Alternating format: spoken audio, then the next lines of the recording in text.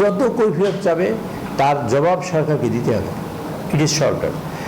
গভর্নমেন্টের তিনটা অর্গান থাকে, একটা হলো পার্লামেন্ট, একটা হলো এক্সিকিউটিভ, একটা হলো জুডিশিয়ারি।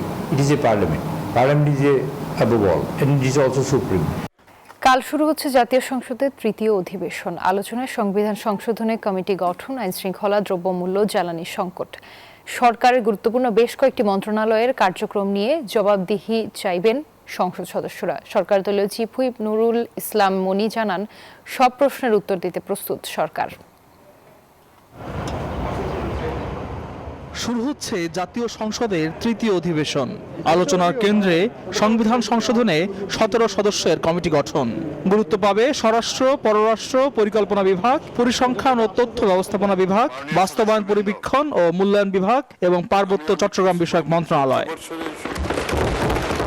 কয়েকটি আইনের সংশোধনের প্রস্তাব উঠতে যাচ্ছে এবারের অধিবেশনে। স্থায়ী কমিটিতে তোলা হবে জাতীয় মানবাধিকার কমিশন বিল 2026, গুম প্রতিরোধ ও প্রতিকার বিল উত্থাপনের জন্য সংসদে অনুমতি চাইবেন স্বরাষ্ট্রমন্ত্রী।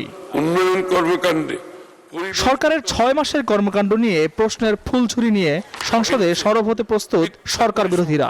সরকার মানে সংসদে যে আইন, ইলেকশন কমিশনের যে আইন, এটাকে সেটা মানছে না। বিদ্যুৎ, জ্বালানি, গ্যাস, বেকারত্ব, দ্রব্যমূল্য, হাই পিক দ্রব্যমূল্য, ভেরি মানে হাই, এবং আইন শৃঙ্খলা পরিস্থিতি বাংলাদেশের দারুণভাবে অবনতি হয়েছে।